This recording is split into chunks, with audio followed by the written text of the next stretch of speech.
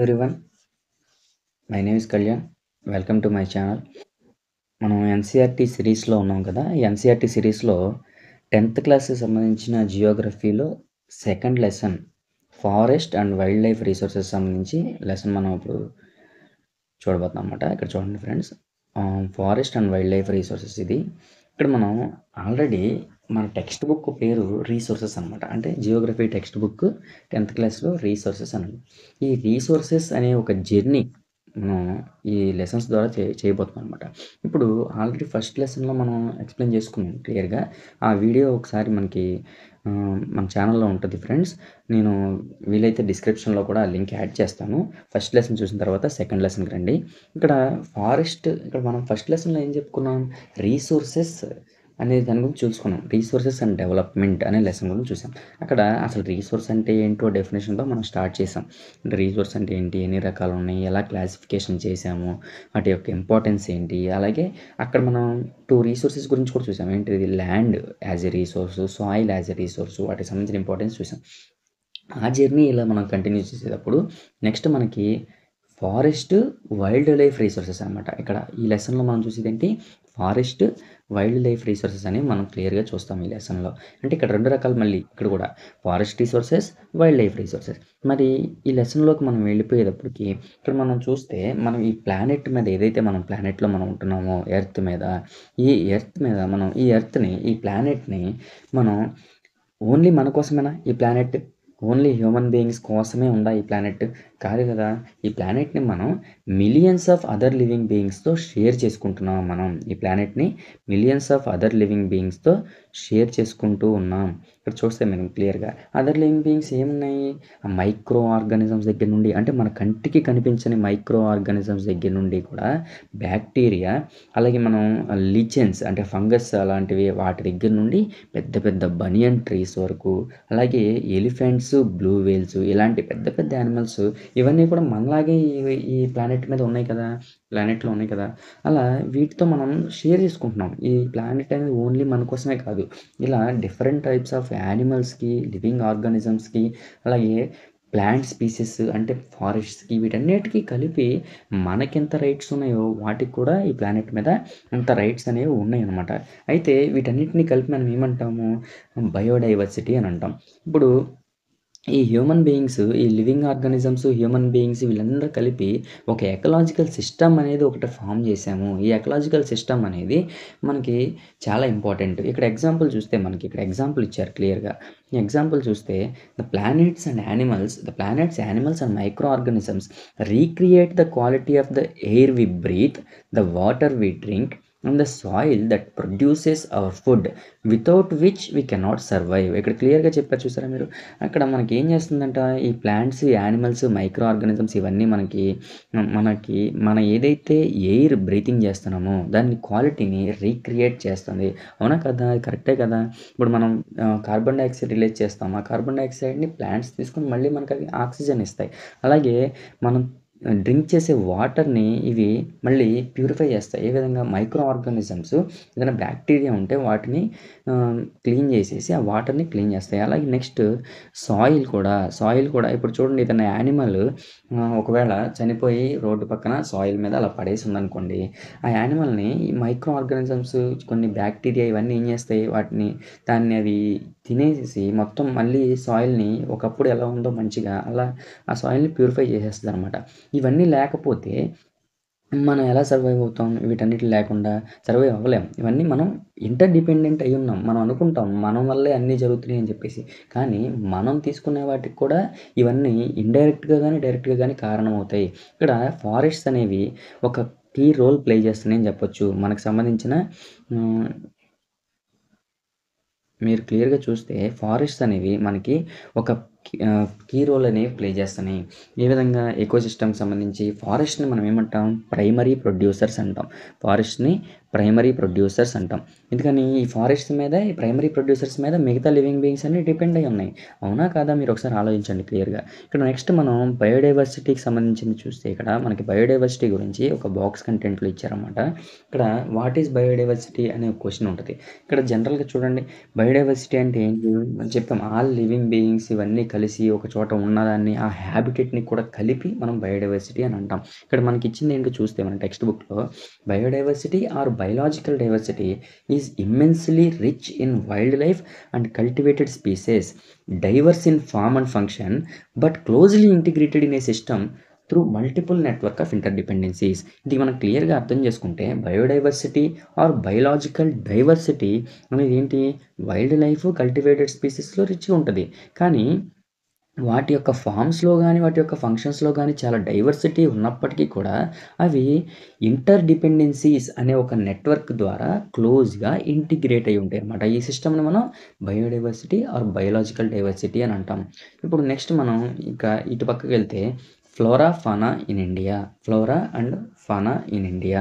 ఇక్కడ మనం చూడండి, flora and fauna in India. ఏంటి ఫ్లోరా? ఏంటి ఫానా అంటే ఏంటి అసలు అనేది చూస్తే, ఫ్లోరా అంటే మొత్తం ప్లాంట్ స్పీసెస్ ఏవైతే ఉన్నాయో వాటన్నిటిని మనం ఫ్లోరా అంటాం. యానిమల్ స్పీసెస్ అన్నిటిని ఫానా అంటాం. ఇక్కడ మనం మన చుట్టూ ఉన్నది గనుక ఒకసారి గమనిస్తే మన చుట్టూ కొన్ని రకాల యానిమల్స్ అవి కనిపిస్తూ ఉంటాయి. చిన్న చిన్న బ్యాక్టీరియా దగ్గర నుండి, ఇన్సెక్ట్స్ దగ్గర నుండి, యానిమల్స్ వరకు మన చుట్టూ కనిపిస్తూ ఉంటాయి. అలాగే మనకు కూడా కొన్ని ఏరియాస్‌లో యూనిక్‌గా ఉండే యానిమల్స్, ప్లాంట్స్ కూడా కనిపిస్తూ ఉంటాయి. స్పెసిఫిక్‌గా కొన్ని ఏరియాస్‌లో. అలాగే ఇంకా మనం చూస్తే ఇండియా అనేది మనకి వన్ ఆఫ్ ద రిచెస్ట్ వరల్డ్‌లోనే one of the richest biodiversity country అని చెప్పొచ్చు.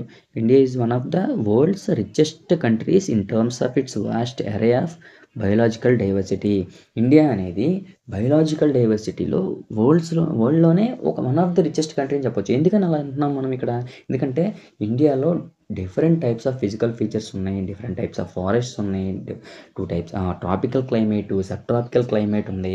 అలాగే మనకి ఒక డెజర్ట్ ఉంది. అలాగే మనకి ఇన్ని రకాలుగా క్లైమేట్, ఇన్ని రకాలుగా వేరియేషన్స్ ఉన్నప్పుడు అన్ని రకాలుగా ఆల్మోస్ట్ చాలా టైప్స్ ఆఫ్ యానిమల్స్ అనేవి, ప్లాంట్ స్పీసెస్ అనేవి ఇండియాలో ఉంటాయన్నమాట. అది ఇక్కడ ఆల్రెడీ మనం డిస్కవర్ చేసిన వాటికంటే కూడా ఇంకా ట్వైస్ ఆర్ థ్రైస్ అనేది ఇంకా డిస్కవర్ చేయాల్సిన యానిమల్స్ అనేవి, ప్లాంట్ స్పీసెస్ అనేవి ఉన్నాయని చెప్పేసి మనకి అంటూ ఉంటారనమాట. అయితే నెక్స్ట్ దీని గురించి వెళ్ళేటప్పుడు నెక్స్ట్ టాపిక్‌లోకి వెళ్తే మనం క్లియర్‌గా conservation of forest and wild life in India. ఇక్కడ చూడండి, ఫారెస్ట్ కన్జర్వేషన్ చేయాల్సిన అవసరం ఉందా లేదా? ఇప్పుడు ఫారెస్ట్ యొక్క ఇంపార్టెన్స్ మనకి ఆల్మోస్ట్ ఇప్పుడు చూడండి, అందరూ లివింగ్ బీయింగ్స్ ఫారెస్ట్ మీద డిపెండ్ అయ్యి ఉన్నారు అని మనం అనుకుంటున్నాం కదా! ఇప్పుడు ఫారెస్ట్స్ మీద డైరెక్ట్‌గా డిపెండ్ అయ్యి బతికే వాళ్ళు ట్రైబల్ పీపుల్ వీళ్ళందరూ ఉంటారు. వాళ్ళ లివ్లీహుడ్ అనేది దాని మీదే డిపెండ్ అయ్యి ఉంటది. వాళ్ళకి ఆ ఫారెస్ట్ ప్రొడ్యూస్‌నే వాళ్ళు ఉపయోగించుకొని, వాటిని బయట అమ్ముకుని వాళ్ళు బ్రతుకుతూ ఉంటారు. అలాంటి వాళ్ళకి ఫారెస్ట్ అనేది ఎసెన్షియల్ కదా! అలాగే యానిమల్స్ అనేవి బ్రతకడం కోసం, ఈ బయోడైవర్సిటీ కాపాడడం కోసం ఈ ఫారెస్ట్ అనేది కదా మెయిన్‌గా హ్యాబిటేట్ ఉండాలి. ఈ ఫారెస్ట్‌ని మరి కన్జర్వ్ చేయాల్సిన అవసరం చాలా ఉంది కదా మనకి. వైల్డ్ లైఫ్ పాపులేషన్ తగ్గకుండా చూడడం కోసం ఫారెస్ట్‌ని కాపాడాలి. అలాగే ఫారెస్ట్‌ని కాపాడితే ఆటోమేటిక్‌గా వైల్డ్ లైఫ్ పాపులేషన్ కూడా అక్కడ మనకి ప్రొటెక్షన్ అనేది జరుగుతూ ఉంటదనమాట. ఇప్పుడు మనం ఈ ఫారెస్ట్స్ అనేది చూద్దాం. ఇప్పుడు అసలు కన్జర్వేషన్ అనేది ఏ విధంగా ప్రిజర్వ్ చేస్తది? కన్జర్వేషన్ అనేది మన ఎకలాజికల్ డైవర్సిటీని ప్రిజర్వ్ చేస్తది. అలాగే మన లైఫ్ సపోర్టింగ్ సిస్టమ్స్ అయినటువంటి వాటర్‌ని, ఎయిర్‌ని, సాయిల్‌ని కూడా ప్రిజర్వ్ చేస్తది. ఆల్రెడీ మనం దాన్ని చూసాము. అలాగే యానిమల్స్‌కి సంబంధించిన, ప్లాంట్స్‌కి సంబంధించిన జెనెటిక్ డైవర్సిటీని కూడా అది ప్రిజర్వ్ చేస్తది. అంటే వాటి యొక్క జీన్స్‌లో డైవర్సిటీస్ ఉంటాయి. వాటిని ప్రిజర్వ్ చేస్తది. వాటి బ్రీడింగ్‌కి వాటికి సంబంధించి. అలాగే మనకు దానికి సంబంధించి ఒక ఎగ్జాంపుల్ కూడా ఇచ్చారు మనకిక్కడ. ఈ ఎగ్జాంపుల్ చూస్తే అగ్రికల్చర్‌లో మనం ఇప్పటికీ కూడా ట్రెడిషనల్ క్రాప్ వెరైటీస్ మీద డిపెండెంట్ అయ్యి ఉన్నామనమాట. అలాగే ఫిషరీస్‌లో కూడా చూస్తే హెవీలీ మనం ఏం చేస్తున్నాము, ఆక్వాటిక్ బయోడైవర్సిటీ మెయింటెనెన్స్‌కి డిపెండ్ అయ్యి ఉన్నాం ఇప్పటికీ కూడా. అవి వాటి యొక్క బయోడైవర్సిటీని మనం ప్రిజర్వ్ చేయాల్సిన అవసరం అయితే ఉందనమాట. అలాగే 1960స్, 70స్‌లో చూస్తే మనకి కన్జర్వేషనిస్ట్స్ అంటే ఎవరైతే కన్జర్వేషన్ జరగాలి అని కోరుకుంటున్నారో వాళ్ళని కన్జర్వేషనిస్ట్స్ అంటాం. వాళ్ళు ఏం చేశారు, national wildlife protection programme అనేది ఒకటి డిమాండ్ చేశారు. దాని ప్రకారం ఇండియా ఏం చేసిందనంటే Indian wildlife protection act అనేది ఒకటి ఇంప్లిమెంటేషన్‌లోకి తీసుకొచ్చింది 1972లో. Indian wildlife protection act ఎప్పుడు జరిగింది? ఇది 1972లో ఇంప్లిమెంటేషన్‌లోకి వచ్చింది. దీని ప్రకారం ఏంటంట కొన్ని హ్యాబిటేట్స్‌ని అంటే ఏవైతే యానిమల్స్ ఉంటాయో, ప్లాంట్ స్పీసీస్ ఉంటాయో వాటి హ్యాబిటేట్స్‌ని ప్రొటెక్ట్ చేయడం కోసం వీళ్ళు కొన్ని ప్రొవిజన్స్ తీసుకొచ్చారు. వీళ్ళు ఇండియా మొత్తం కూడా ఉన్న స్పీసీస్‌ని ప్రొటెక్టెడ్ స్పీసీస్ అన్నిటిని కూడా లిస్ట్ ఔట్ చేశారు. ఈ లిస్ట్స్ ఏం లిస్ట్స్ ఎండేంజర్డ్ లిస్ట్ అని, వల్నరబుల్ లిస్ట్ అని, ఇలా ఎక్స్‌టింక్టెడ్ లిస్ట్ అని, ప్రొటెక్టెడ్ లిస్ట్ అని ఇలా మనకి ఈ లిస్ట్స్ అనేవి ఇండియాలో వీళ్ళు ప్రిపేర్ చేసి పబ్లిష్ చేశారన్నమాట. దాని ప్రకారం ఏమవుతుంది ఇక్కడ ఏదైతే ఇప్పటివరకు డిప్లీషన్ అవుతూ ఉన్న ప్లాంట్ స్పీసీస్ గానీ, యానిమల్ స్పీసీస్ గానీ ఉన్నాయో ఇవి ఫర్దర్‌గా ఇంకా తగ్గకుండా ఉండడం కోసం ఈ ప్రోగ్రామ్ అనేది చేశారన్నమాట. గవర్నమెంట్ తీసుకొచ్చిన ఒక ప్రోగ్రామ్ అని చెప్పొచ్చు. దీని ద్వారా ఏం చేస్తున్నారు? ఈ స్పీసీస్‌ని యొక్క హంటింగ్‌ని బ్యాన్ చేశారు. చాలా వరకు స్పీసీస్ యొక్క హంటింగ్‌ని బ్యాన్ చేశారు. నెక్స్ట్ లీగల్ ప్రొటెక్షన్ అనేది ఇచ్చారు వాటికి, వాటి యొక్క హ్యాబిటేట్స్‌కి.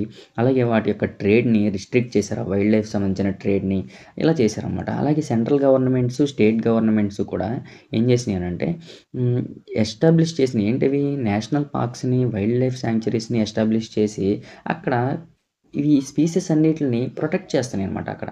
వాటిని ప్రొటెక్ట్ చేస్తూ వాటి యొక్క నంబర్ మళ్ళీ పెరగాలి అని చెప్పేసి అలా వాటి కోసం ఈ ప్రొటెక్షన్ అనేది చేస్తూ ఉన్నారన్నమాట. నెక్స్ట్ సెంట్రల్ గవర్నమెంట్ ఏం చేసింది ఇక్కడ మనకి కొన్ని ప్రాజెక్ట్స్ అనౌన్స్ చేసింది. ఎందుకు? కొన్ని స్పెసిఫిక్ యానిమల్స్‌ని ప్రొటెక్ట్ చేయడం కోసం స్పెసిఫిక్‌గా కొన్ని కండిషన్స్ అనేవి ఉండాలి. అలాంటి ఏరియాస్ ఉండాలని చెప్పేసి వాటిని గుర్తించి అలాగే ప్రాజెక్ట్ టైగర్ అని, project tiger, one horned rhinoceros సంబంధించినవి, కాశ్మీర్ స్టాగ్ ఆర్ హంగూల్ అంటాం దానికి సంబంధించినవి. అలాగే మనకి 3 టైప్స్ ఆఫ్ క్రొకోడైల్స్ ఏవైతే ఉన్నాయో fresh water crocodile, salt water crocodile, gharial అంటాం. ఈ వీటికి ఏషియాటిక్ లయన్స్‌కి, అదర్ యానిమల్స్‌కి వీటన్నిటికి కూడా ఏం చేశారంటే స్పెసిఫిక్‌గా కొన్ని ప్రాజెక్ట్స్ అనేవి అనౌన్స్ చేశారన్నమాట సెంట్రల్ గవర్నమెంట్ వాళ్ళు. ఈ ప్రాజెక్ట్స్ ద్వారా ఏం చేస్తున్నారు? వాటిని స్పెషల్‌గా ప్రొటెక్ట్ చేస్తున్నారు. కొన్ని ఏరియాస్‌లో వాటిని ఉంచి స్పెషల్ కేర్ తీసుకొని వాళ్ళని స్పెషల్‌గా ప్రొటెక్ట్ చేస్తూ వాటి యొక్క నంబర్‌ని పెంచుతున్నారన్నమాట. ఒక పక్క సేవ్ చేస్తున్నారు. ఇంకో పక్క నంబర్ పెంచుతున్నారన్నమాట. అలాగే ఇంకా రీసెంట్‌గా మనం చూస్తే ఇండియన్ ఎలిఫెంట్, బ్లాక్ బక్, అలాగే మనకి great Indian bustard, snow leopard వీటన్నిటిని కూడా వీళ్ళేం చేస్తున్నారు? ఫుల్‌గా గానీ, పార్షియల్‌గా గానీ లీగల్ ప్రొటెక్షన్ ఇచ్చి వాటి యొక్క హంటింగ్, వాటి యొక్క ట్రేడ్ అనేది జరగకుండా కాపాడుతున్నారన్నమాట. దీనికి మనకి ప్రాజెక్ట్ టైగర్ గురించి ఇక్కడ బాక్స్‌లో కంటెంట్ ఇచ్చారు. మీరు కొంచెం క్లియర్‌గా చూస్తే ప్రాజెక్ట్ టైగర్ అనేది ఇక్కడ చూడండి. టైగర్ అనేది వైల్డ్ లైఫ్ స్పీసీస్‌లోనే ఒక ఇంపార్టెంట్ యానిమల్ అని చెప్పొచ్చు. ఈ టైగర్ యొక్క ఇంపార్టెన్స్ ఏంటి అనేది మీకు డౌట్ రావచ్చు ఒకవేళ. ఇక్కడ ఫారెస్ట్స్ అనేవి ప్రొటెక్ట్ చేయడంలో టైగర్ కూడా ఒక ఇంపార్టెంట్ రోల్ ప్లే చేస్తది. ఎందుకని అక్కడ టైగర్ ఉందని చెప్పామనుకోండి అక్కడ డిఫారెస్టేషన్‌కి ఆల్మోస్ట్ మనం వెళ్ళం. అంతే కదా! ఇంకోటి చూడండి. ఇక్కడ 1973లో ఇక్కడ మనకి ప్రాజెక్ట్ టైగర్ అనేది అనౌన్స్ చేశారు. ఎందుకు అనౌన్స్ చేశారు? అసలు కారణం ఏంటి అనంటే దాదాపు 55,000 వరకు టైగర్ అనేది ఉండాల్సిన టైగర్ పాపులేషను సెంచరీ తిరిగేలోపు 1827కి తగ్గిపోయిందంట. 1827కి తగ్గిపోయింది. ఇది ఇంకా తగ్గిపోతే ఇవన్నీ ఎక్స్టింక్ట్ అయిపోతాయి అన్న ఆలోచనతో వీళ్ళేం చేశారు? టైగర్ పాపులేషన్‌కి ఉన్న ప్రాబ్లమ్స్ ఏంటి? మెయిన్‌గా పోచింగ్, వాటి ట్రేడ్ కోసం పోచింగ్ చేయడం స్కిన్ కోసం, అలాగే వాటి యొక్క హ్యాబిటేట్ తగ్గిపోవడం, వీటి యొక్క ప్రే బేసిస్ అనేది తగ్గిపోవడం, అంటే వాటి యొక్క ఫుడ్ అనేది తగ్గిపోవడం, అలాగే హ్యూమన్ పాపులేషన్ బాగా పెరిగిపోయి డిఫారెస్టేషన్ చేసేయడం, వీటి యొక్క అంటే మ్యాన్ అండ్ యానిమల్ కాన్ఫ్లిక్ట్స్ రావడం వీటికి, అలాగే టైగర్ స్కిన్స్ కోసము, వాటి యొక్క బోన్స్ కోసం అంటే ట్రెడిషనల్ మెడిసిన్స్‌లో యూజ్ చేయడానికి, వీటి వల్ల ఏమవుతుంది టైగర్ పాపులేషన్ అనేది తగ్గిపోతూ ఉంది. టైగర్‌కి సంబంధించినటువంటి ఇల్లీగల్ ట్రేడింగ్ చేసే వాళ్ళందరికీ కూడా మెయిన్ టార్గెట్స్ ఏంటి? ఈ 2 నేషన్స్ అనమాట. ఏంటవి? ఇండియా అండ్ నేపాల్ అనమాట. ఎందుకంటే వరల్డ్‌లో ఉన్న మొత్తం టైగర్ పాపులేషన్స్‌లో 2/3 అనేది ఇక్కడే ఎక్కువగా ఉన్నాయి కాబట్టి వాటి అనమాట. మరి వీటిని ప్రొటెక్ట్ చేయడం కోసం ఏం చేశారు? 1973లో ప్రాజెక్ట్ టైగర్ అనేది అనౌన్స్ చేశారు. ప్రాజెక్ట్ టైగర్ అనేది అనౌన్స్ చేసి ఇదొక వైల్డ్ లైఫ్ క్యాంపెయిన్ అనమాట. వైల్డ్ లైఫ్ క్యాంపెయిన్ వరల్డ్‌లోనే one of the wildlife campaign అనేది 1973లో ప్రాజెక్ట్ టైగర్ అనేది లాంచ్ చేశారనమాట. ఎందుకని? ఉన్న ఆల్రెడీ ఏదైతే తక్కువ నెంబర్ ఉందో ఆ టైగర్స్‌ని వాటిని కన్జర్వ్ చేయాలి. వాటితో పాటు వాటి యొక్క నంబర్‌ని పెంచాలి. అన్న ఉద్దేశంతో వాళ్ళు చేశారన్నమాట. దీని ప్రకారం మనకి ఉత్తరాఖండ్‌లో కార్బెట్ నేషనల్ పార్కు ఎక్కడిది? ఉత్తరాఖండ్‌లో దాన్ని మనం జిమ్ కార్బెట్ నేషనల్ పార్క్ అంటాం.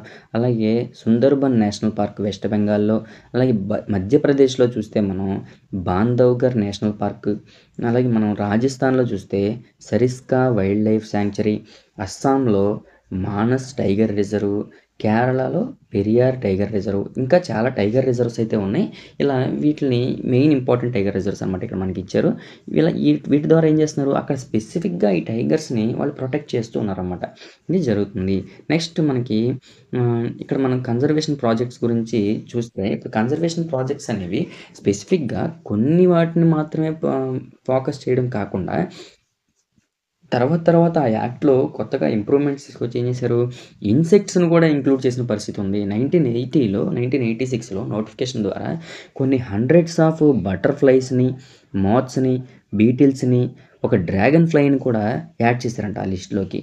ఇది ప్రొటెక్టెడ్ స్పీషీస్ లిస్ట్‌లోకి యాడ్ చేశారు. అలాగే 1991లో చూస్తే మనం 1991లో ఫస్ట్ టైము ప్లాంట్స్‌ని కూడా ఈ లిస్ట్‌లో యాడ్ చేశారు. 6 స్పీసీస్‌తో స్టార్ట్ చేసి ప్లాంట్స్‌ని కూడా ఈ లిస్ట్‌లో యాడ్ చేశారనమాట. నెక్స్ట్ మనం types and distribution of forest and wildlife resources. Types and distribution of forest and wildlife resources అంటే ఫారెస్ట్ యొక్క, వైల్డ్ లైఫ్ రిసోర్సెస్ యొక్క టైప్స్, వాటి డిస్ట్రిబ్యూషన్ చూస్తే మనం ఇక్కడ ఈ కన్జర్వేషన్ అనేది, మనం ఎంత కన్జర్వేషన్ అనేది చూసినప్పుడు, ఈ కన్జర్వేషన్ అనేది గవర్నమెంట్ చేస్తుంది. ఇండియాలో కన్జర్వేషన్ అనేది కష్టం. Forest and wildlife resources సంబంధించిన కన్జర్వేషన్ మనం ఓన్గా మనం చేస్తామా? కష్టం కదా. ఇది ఇండియాలో ఎవరు చేస్తున్నారు అనేది చూస్తే, దీనికి సంబంధించి మొత్తం కూడా వీటిని మేనేజ్ చేయడము, ఓన్ అయి కలిగి ఉండడం కూడా ఎవరు అంటే ఫారెస్ట్ డిపార్ట్మెంట్, గవర్నమెంట్కి సంబంధించిన ఫారెస్ట్ డిపార్ట్మెంటు, అలాగే అదర్ గవర్నమెంట్ డిపార్ట్మెంట్స్, వీటిని ఓన్డ్ అండ్ మేనేజ్ చేస్తూ ఉన్నారనమాట ఈ ఫారెస్ట్ని సంబంధించి. అయితే వీళ్ళు ఏం చేశారు, ఈ ఫారెస్ట్ని క్లాసిఫై చేశారు. ఏ విధంగా క్లాసిఫై చేశారు, reserved forests, protected forests, reserved forest, protected forest, unclassified forest, ఇలా క్లాసిఫై చేశారు. ఇప్పుడు రిజర్వ్డ్ ఫారెస్ట్ విషయానికి వస్తే మనం more than half of the total forest land has been declared reserve forest. ఇక్కడ చూడండి మీరు క్లియర్గా, more than half of the total forest అంటే మొత్తం ఫారెస్ట్లో మోర్ దాన్ హాఫ్ వీళ్ళు ఏం డిక్లేర్ చేశారు, రిజర్వ్డ్ ఫారెస్ట్గా డిక్లేర్ చేశారు. ఈ రిజర్వ్డ్ ఫారెస్ట్ అనేవి మోస్ట్ వాల్యుబుల్ ఫారెస్ట్ అని చెప్పొచ్చు.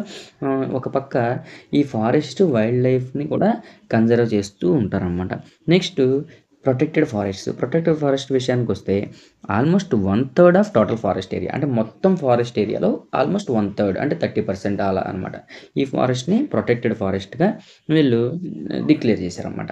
డిక్లేర్ చేసి ఈ ఫారెస్ట్ డిపార్ట్మెంట్ ఏం చేస్తుంది, ఇంకా తగ్గిపోకుండా ఈ ఫారెస్ట్ని ప్రొటెక్ట్ చేస్తుంది. ఆల్రెడీ ఫారెస్ట్ డిఫారెస్టేషన్, కటింగ్ ఇవన్నీ చేస్తూ ఉంటారు కదా, ఇంకా ఫర్దర్గా డిప్లీట్ అవ్వకుండా తగ్గించడానికి ఈ ప్రొటెక్టెడ్ ఫారెస్ట్ అనేవి ఉన్నాయన్నమాట. మరి నెక్స్ట్ అన్క్లాసిఫైడ్ ఫారెస్ట్ ఏంటి, ఈ అన్క్లాసిఫైడ్ ఫారెస్ట్ విషయానికి వస్తే ఇవి అదర్ ఫారెస్ట్స్, వేస్ట్ ల్యాండ్స్ ఎవరికి సంబంధించినవి, గవర్నమెంట్కి, ప్రైవేట్ ఇండివిజువల్కి, కమ్యూనిటీస్కి సంబంధించినటువంటి అదర్ ఫారెస్ట్స్ కానీ, వేస్ట్ ల్యాండ్స్ కానీ, వీటిని అన్క్లాసిఫైడ్ ఫారెస్ట్స్ అని అంటాం. ఇవి మామూలుగా మనకి సిటీస్ అవుట్స్కట్స్లో అవన్నీ అక్కడ కనిపిస్తూ ఉంటాయి. ఇవన్నీ కొంతమంది ప్రైవేట్ ఇండివిజువల్స్ సంబంధించినవి, కమ్యూనిటీకి సంబంధించిన ఫారెస్ట్స్ ఇలా ఉంటాయి అన్నమాట. అలాగే ఈ రిజర్వ్డ్ ఫారెస్ట్స్ అనేవి మనకి బోత్ రిజర్వ్డ్ ఫారెస్ట్ని, ప్రొటెక్టెడ్ ఫారెస్ట్ని కలిపి మనం ఏమంటాము, పర్మనెంట్ ఫారెస్ట్స్ అని అంటాం. అంటే పర్మనెంట్ ఫారెస్ట్ అంటే ఏంటో చూడండి ఇక్కడ కొంచెం క్లియర్గా. పర్మనెంట్ ఫారెస్ట్స్ అని వేటిని అంటాము, రిజర్వ్డ్ ఫారెస్ట్స్ని, ప్రొటెక్టెడ్ ఫారెస్ట్స్ని కలిపి పర్మనెంట్ ఫారెస్ట్స్ అని అంటాం. ఈ పర్మనెంట్ ఫారెస్ట్స్ మెయిన్గా ఏంటి, టింబర్ ప్రొడ్యూస్ చేయాలి, అలాగే ఫారెస్ట్ ప్రొడ్యూస్ చేయాలి, అలాగే ప్రొటెక్టివ్ రీజన్స్, వీటన్నిటికి గురించి కూడా ఈ పర్మనెంట్ ఫారెస్ట్ అని ఉంటాయి. మొత్తం మనకి పర్మనెంట్ ఫారెస్ట్స్ ఏ స్టేట్లో ఎక్కువ ఉన్నాయని చూస్తే మనకి మధ్యప్రదేశ్లో మొత్తం ఫారెస్ట్ కవర్ ఏదైతే మధ్యప్రదేశ్లో ఉందో దాంట్లో 75% పర్మనెంట్ ఫారెస్ట్సే ఉన్నాయన్నమాట.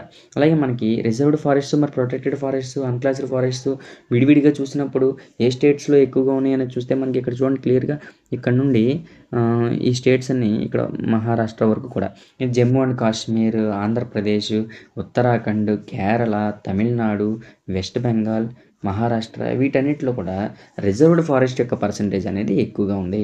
అలాగే మనకి బీహార్, హర్యానా, పంజాబ్, హిమాచల్ ప్రదేశ్, ఒడిస్సా, రాజస్థాన్ వీటి దగ్గర ప్రొటెక్టెడ్ ఫారెస్ట్స్ అనేవి ఎక్కువగా ఉన్నాయన్నమాట. మరి మొత్తం నార్త్ ఈస్ట్ స్టేట్స్ ఏవైతే ఉన్నాయో, నార్త్ ఈస్ట్ స్టేట్స్లో, అలాగే గుజరాత్లోని కొన్ని పార్ట్స్లో ఇక్కడ మనకి అన్క్లాసిడ్ ఫారెస్ట్స్ అనేవి ఎక్కువగా ఉన్నాయి. అన్క్లాసిడ్ ఫారెస్ట్స్ అనేవి ఎక్కువగా ఉన్నాయని చెప్పొచ్చు. ఓకేనా. నెక్స్ట్ మనం కమ్యూనిటీ అండ్ కన్జర్వేషన్ అనే టాపిక్లోకి వెళ్ళిపోదాం.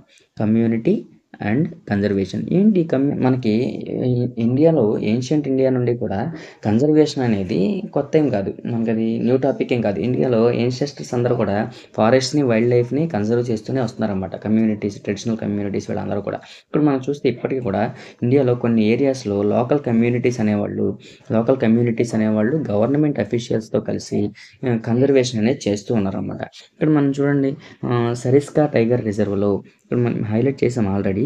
సరిస్కా టైగర్ రిజర్వ్ రాజస్థాన్‌లో విలేజర్స్ అనేవాళ్ళు ఏం చేశారంటే, మైనింగ్ జరుగుతుంటే ఆ మైనింగ్ జరగడానికి వచ్చినప్పుడు వైల్డ్ లైఫ్ ప్రొటెక్షన్ యాక్ట్‌ని ఉపయోగించి దాన్ని అడ్డుకున్నారన్నమాట. అలా ప్రొటెక్ట్ చేశారు.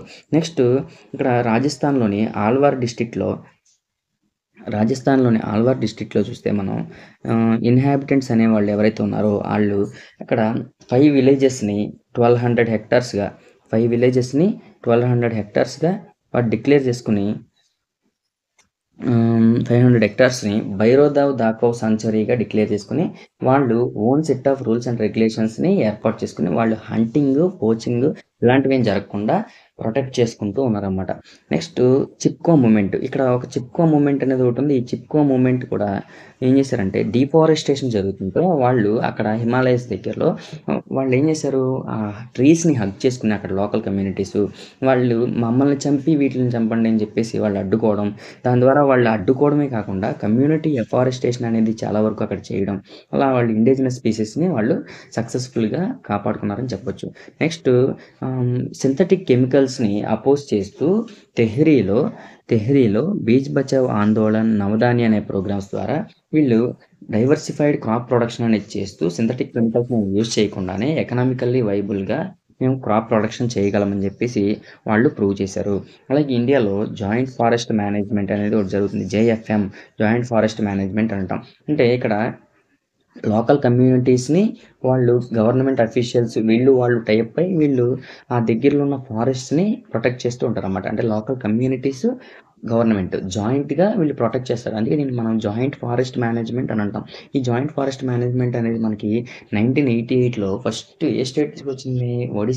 ఒడిస్సా స్టేట్ అనేది ఒడిస్సా గవర్నమెంట్ జాయింట్ ఫారెస్ట్ మేనేజ్మెంట్‌కి సంబంధించిన ఫస్ట్ రిజల్యూషన్ అనేది స్టార్ట్ చేసింది. జాయింట్ ఫారెస్ట్ మేనేజ్మెంట్ ద్వారా ఈ లోకల్ కమ్యూనిటీస్‌ని ఇన్వాల్వ్ చేసి అక్కడ గవర్నమెంట్ అఫీషియల్స్ వాళ్ళకి సపోర్ట్ ఇస్తూ వాళ్ళు ప్రొటెక్ట్ చేస్తూ ఉంటారనమాట ఆ ఫారెస్ట్‌ని. ఇన్ టర్మ్ దానికి వాళ్ళకేమొస్తది? వాళ్ళకి నాన్ టింబర్ ఫారెస్ట్ ప్రొడ్యూసు అలాగే ఆ టింబర్‌కి సంబంధించిన ఏదైతే హార్వెస్ట్ చేశారో దానికి సంబంధించిన అసలు ప్రొటెక్షన్ చేసినందుకు గాను కొంత షేరు వాళ్ళకొస్తదనమాట. దీన్ని బట్టి మనకు క్లియర్‌గా ఏమవుతుంది? ఇక్కడ చాలా ఏరియాస్‌లో లోకల్ కమ్యూనిటీస్ అనేవాళ్ళు ప్రతి చోట కూడా నేచురల్ రిసోర్స్ మేనేజ్మెంట్‌లో ఇన్వాల్వ్ అయ్యి ఉన్నారని మనకు అర్థమవుతుంది. ఇది ఇక్కడ మనం అర్థం చేసుకోవాల్సింది. కానీ ఇంకా మనం ఈ ఫారెస్ట్‌ని ప్రొటెక్ట్ చేయాల్సిన అవసరం అయితే చాలా ఉంది. ఇలాగే మనకి ఇక్కడ పక్కన బాక్స్ కంటెంట్ ఒకటి ఇచ్చాడు. Sacred groves, wealth of divorce and rare species అని చెప్పేసి. ఇక్కడ మనం నేచర్ వర్షిప్ అనేది ట్రైబల్ బిలీఫ్స్‌లో ఒక ఏజ్ ఓల్డ్ ప్రాక్టీస్ అని చెప్పొచ్చు. ఇక్కడ చూడండి, ట్రైబల్ ప్రాక్టీస్‌లోనే కాదు, మనం కూడా చాలామంది హిందూ రిలీజియన్‌లో ఏం చేస్తారంటే జనరల్‌గా చెట్లని, పుట్టలని వీటిని అన్నిటిని కూడా పూజించడం అనేది చేస్తూ ఉంటాం మనం. అంటే నేచర్‌ని పూజిస్తాం అనమాట. మనం రివర్స్‌ని కూడా గాడెసెస్ అని చెప్పేసి అనుకుంటూ ఉంటాం. అలా పూజిస్తూ ఉంటాం. అలా ఇక్కడ ఏంటంటే ఫారెస్ట్‌ని కొన్ని పార్ట్స్‌ని సాక్రెడ్ గ్రూవ్స్ అని చెప్పేసి వాటిని గాడెసెస్ అని చెప్పి పూజించడం. వాటి ద్వారా ఆ ట్రీస్‌ని వాటిని ప్రొటెక్ట్ చేయడం. ఇలా చేస్తూ ఉంటారనమాట. అలాగే మనకి వాటికి సంబంధించి మనం చూస్తే చోటా నాగ్‌పూర్ రీజియన్‌లో ముండాసు, సంతాల్సు వీళ్ళేం చేస్తారు, మహువా ట్రీని అలాగే కదంబా ట్రీస్‌ని వీటిని పూజిస్తూ ఉన్నారు. అలాగే ఒడిస్సాలో ఉన్న, బీహార్‌లో ఉన్న ట్రైబల్స్ టామరిన్‌ని, మ్యాంగో ట్రీస్‌ని వెడ్డింగ్స్ టైంలో వాళ్ళు వర్షిప్ చేస్తారు. అలాగే మనం కూడా చాలామంది పీపల్, బనియన్ ట్రీస్‌ని వర్షిప్ చేస్తాం. అంటే రావి చెట్టు, మర్రి చెట్లను వీటిల్ని పూజించడం, అలాగే వేప చెట్లని పూజించడం ఇలాంటివన్నీ చేస్తూ ఉంటామన్నమాట. ఈ ఇండియన్ సొసైటీ అనేది సెవరల్ కల్చర్స్‌తో ఉంది. వీళ్ళందరూ ఏం చేస్తున్నారు అంటే ఈ ఈ స్ప్రింగ్స్‌ని, మౌంటైన్ పీక్స్‌ని, ప్లాంట్స్‌ని, యానిమల్స్‌ని వీటన్నిటిని కూడా ప్రొటెక్ట్ చేయడం కోసం వాటిని పూజిస్తూ ఉంటాము. అలాగే మనకి రాజస్థాన్‌లో బిష్నోయ్ విలేజెస్ దగ్గరలో బ్లాక్ బక్స్‌ని, నీల్గాయని, పీకాక్స్‌ని వీళ్ళు వాళ్ళ చుట్టూనే తిరుగుతూ ఉంటాయి. వాటిని వాళ్ళు కమ్యూనిటీ రక్షిస్తూ ఉంటారన్నమాట. వాళ్ళు ఎటువంటి హాని చేయకుండా వాటిని కాపాడుతూ ఉంటారు. ఇది మనకి ఓవరాల్‌గా ఈ లెసన్. ఈ లెసన్‌లో లాస్ట్‌లో మనకి ఇక్కడ ఇంకా చిన్న బాక్స్ కంటెంట్ ఉంది. ఇక్కడ గౌతమ్ బుద్ధ మనకేం చెప్పాడంటే, ఈ ట్రీస్ అనేవి ఏది కూడా మన నుండి ఏమి ఆశించకుండా మనకి ఒక అన్‌లిమిటెడ్ కైండ్‌నెస్ అనేవి ఇస్తున్నాయి. అవి మనల్ని ప్రొటెక్ట్ చేస్తూ ఉన్నాయి. వాటిని ఆహ్, నరికేయడానికి వచ్చిన వ్యక్తికి కూడా అవి నీడనిస్తాయని చెప్పేసి గౌతమ్ బుద్ధ చెప్పినటువంటి ఒక కంటెక్స్ట్ అయితే ఇక్కడ ఇచ్చారన్నమాట. ఇది మనకి ఓవరాల్‌గా forest and wildlife resources lesson. మీ అందరికీ అర్థమైందని నేను అనుకుంటున్నాను. ఒకసారి ఈ లెసన్ ఎలా ఉందో ఏంటనేది మీరు నచ్చితే లైక్ చేయండి. కింద కామెంట్ చేయండి ఎలా ఉందని. అలాగే మీకు ఏ టాపిక్స్ కావాలో కూడా మీరు కొంచెం కామెంట్ చేస్తే నేను నెక్స్ట్ టైమ్ ఆ టాపిక్స్ తీసుకుంటాను.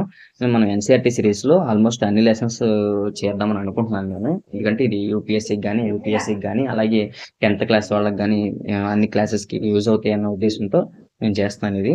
Okay. Thank you. Thank you for watching. Okay. Next వీడియోలో మళ్ళీ కలుద్దాం. Thank you.